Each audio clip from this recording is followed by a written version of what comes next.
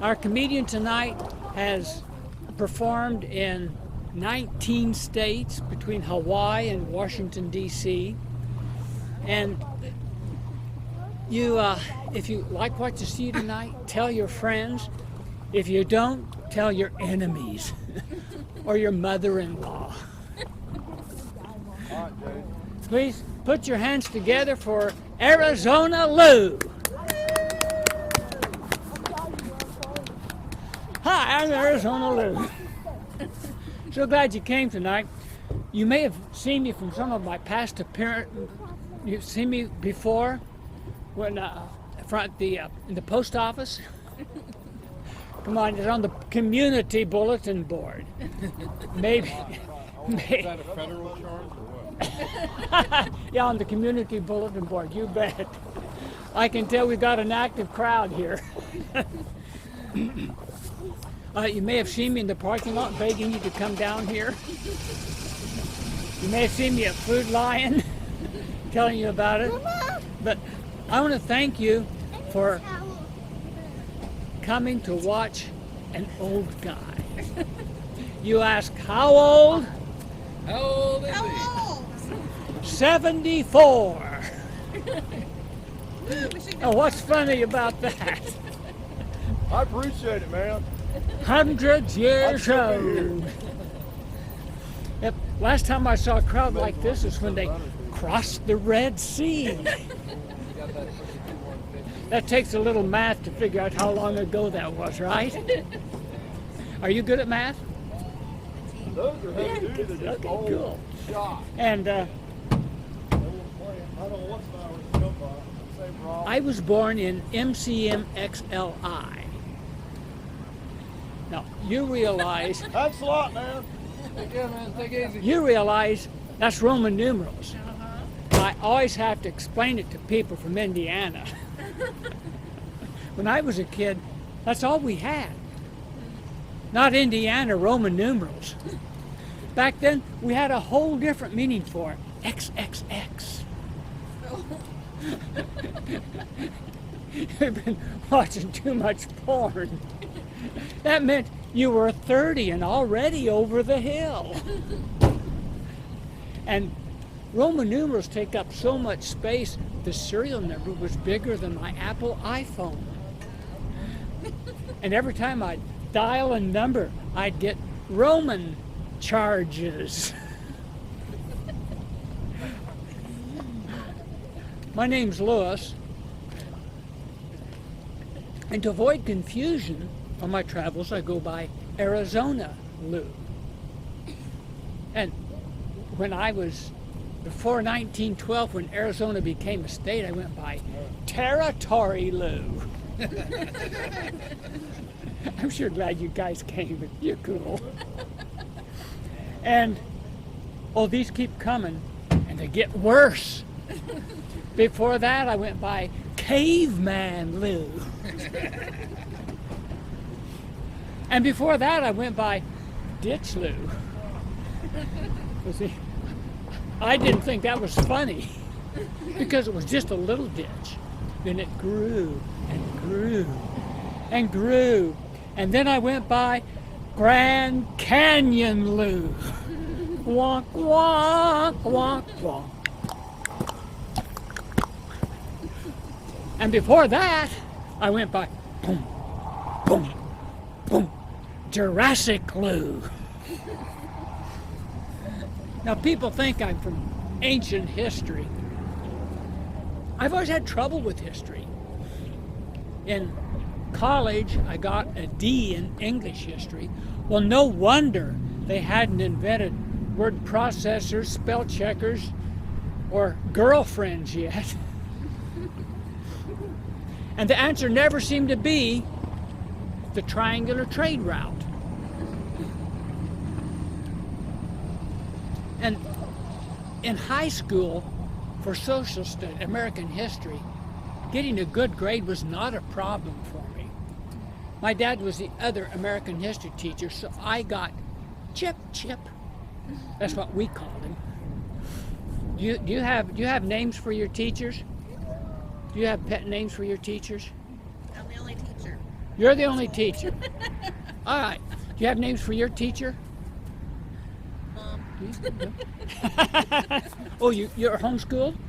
Okay, all right. Oh, Mom. Well,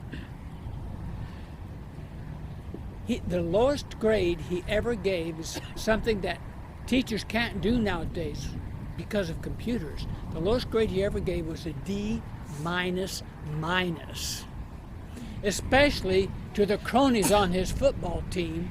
One time he brought a football to class and passed it around to them. I fumbled. And they delighted in getting him to repeat one of his hour-long war stories. And the answer never seemed to be the Oregon trade route.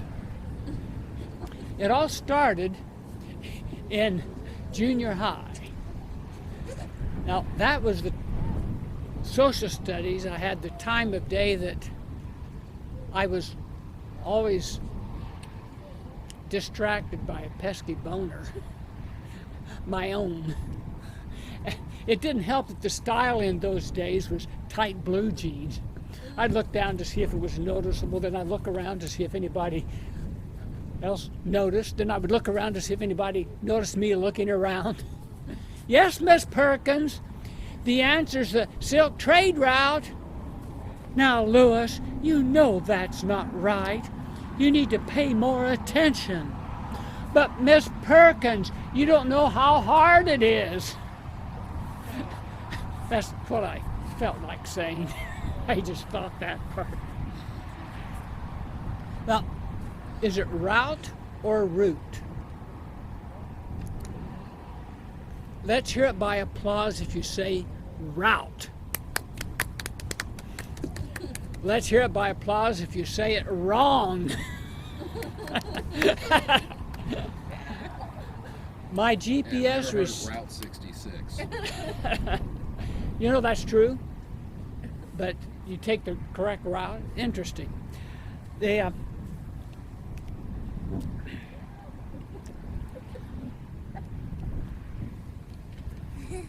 My GPS receiver insists on route. That's the part of the tree you don't see. And you have to be real exact. It has voice recognition. You say, navigate to LA Fitness. Have you heard of LA Fitness? It's a gym. And it says, you mean La Fitness? Yes.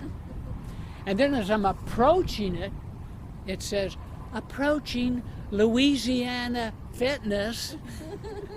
And you know the abbreviation for Louisiana, don't you? LA. And if you're from Louisiana, you don't call it Louisiana. What do you call it if you're from Louisiana? What's LA? Really? What's the abbreviation for Louisiana? Yeah, but Louisiana, if you're from there, you call it Louisiana. Just like if you're from Louisville, you don't pronounce it Louisville. When you live there, it's Louisville, like you got marbles in your mouth.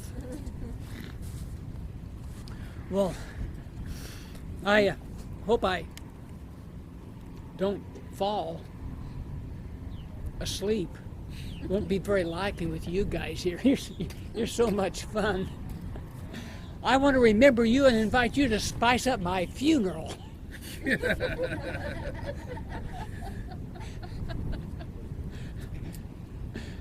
Too late. It was Thursday. I know you're on vacation. Today's Tuesday. I thought it was Monday, really. It might be. We might be all confused. I want to know what the microphone's for. What's that? I want to know what the microphone's for. That's to do the audio, high quality audio, because I've got video from three different directions and I synchronize it all.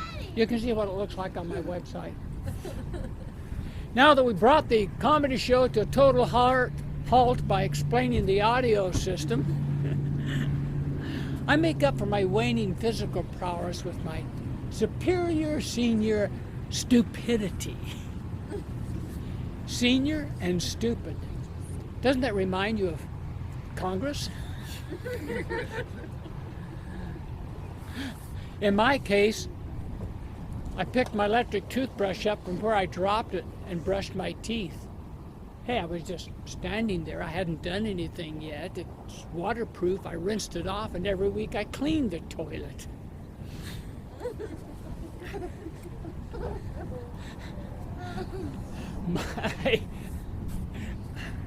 Us seniors do tend to forget stuff and get lost a lot. In fact, I got lost driving here. And people wonder how that happens with only one road. But GPS. You ask, what's that? What's What's that? that? I forgot. Now, for you young guys, it probably, and you young guys, probably stands for Generation Positively Savvy. For some people, nobody around here, gay and perfectly satisfied. In my case, maybe it's geezer, plain, and stupid. That duck's even laughing. Stupid like thinking an old guy can stand up here and be funny. But every generation has people who are stupid. And some people become famous for being stupid. Now, when I was a kid, we didn't have Congress or the Kardashians. We had the crazy old mountain man. Hey, I climbed this mountain during a thunderstorm and talked to God and brought down these 2 rocks. And you people were so disgusting, I smashed them. And they were important. I don't know how they could have been important. They didn't say anything about stand-up comedy or homeschooling. But that wasn't the worst of it. He asked for directions. I gave him directions. He thought he knew everything. He ignored me. Went out to the desert, got lost, and wandered around for 40 years. You girls know who that was? Moses. You must have gone to Sunday school. Well, he wasn't as bad as the guy that got lost 4 times on the wrong continent. You know who that was? Our Columbus. He was strong-headed, wasn't very good at navigating by the stars, and then he had trouble with his OnStar. Never could hold a heading. Holding things is pretty cultural. For example, when I was a kid, Mother would say, "Hey, Lewis, hold your horses." And then in the 70s, it changed to cool your jets. And what do you say now if you want someone to not get in a rush? Take a chill pill? That one and what's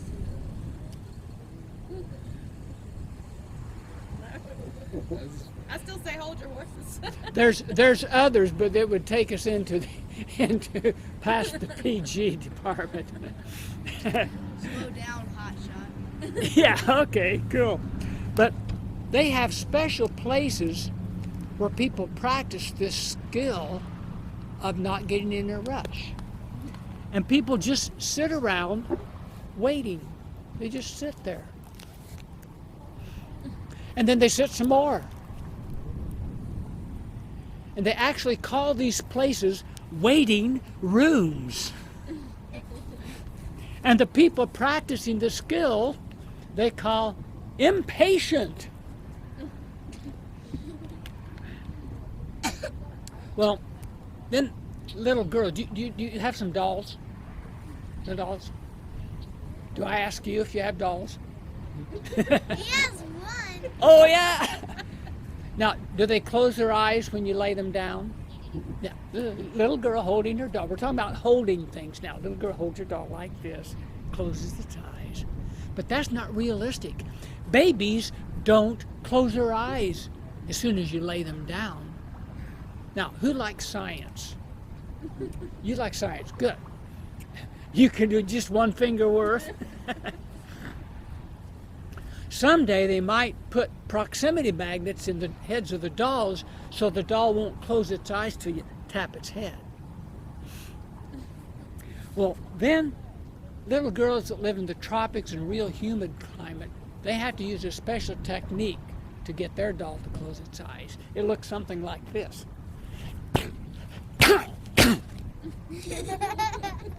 You know why? Miss Science, you know why? Because the eyeball bearings don't work right, they're all rusty. She has to slam them to get the pendulum to swing around.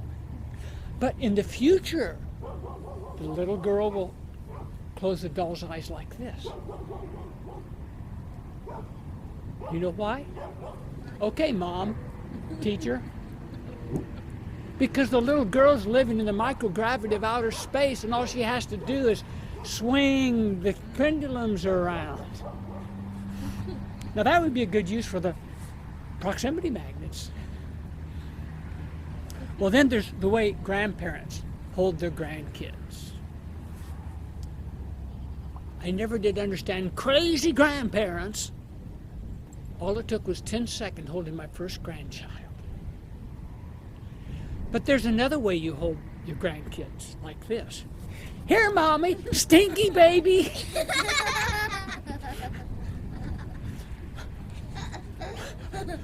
Or like this. Ah! This one leaks.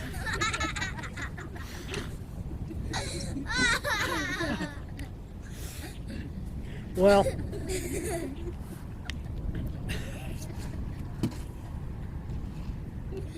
I take lots of trips, and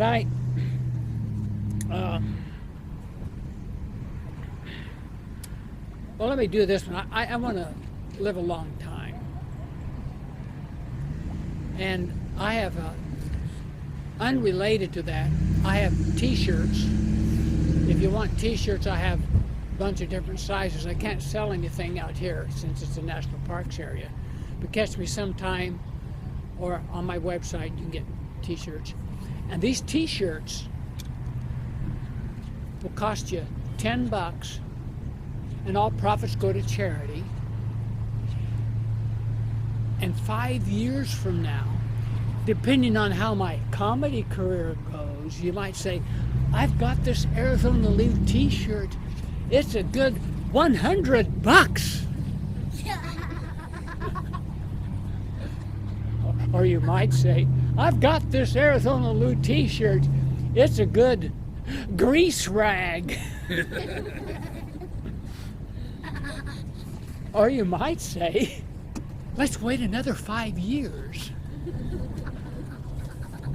Of course, by then I'll be in my middle 80s. And there's some things I still won't understand.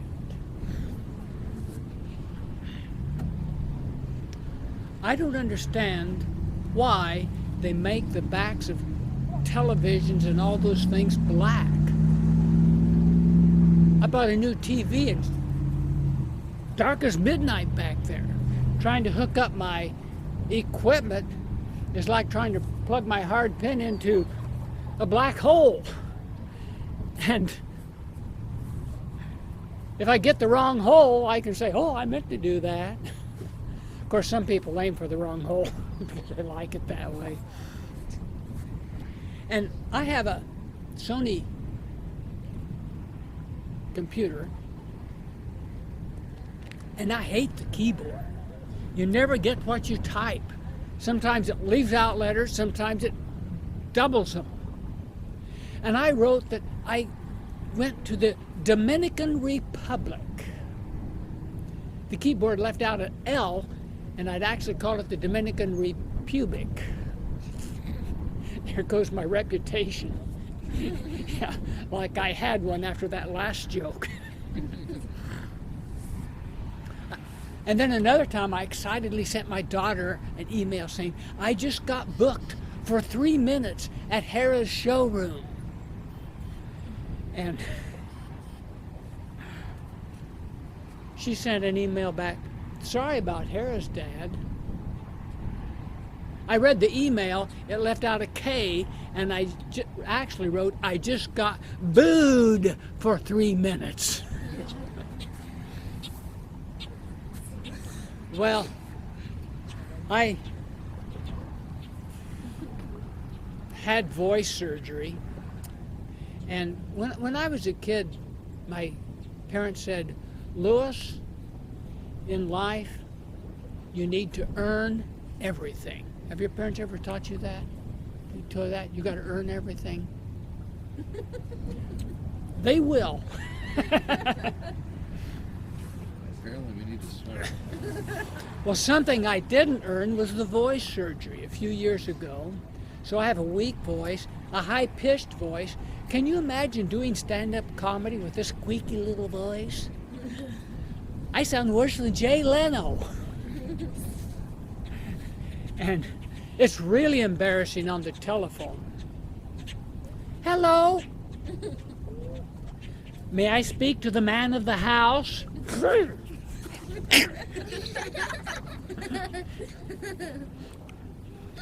Or, are your parents home?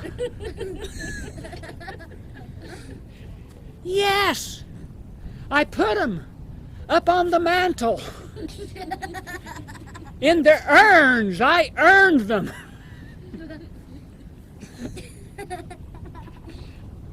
You're a great group. It's 10 minutes before sunset, and that's when I quit. Thanks for coming. Give yourselves a hand. Yay!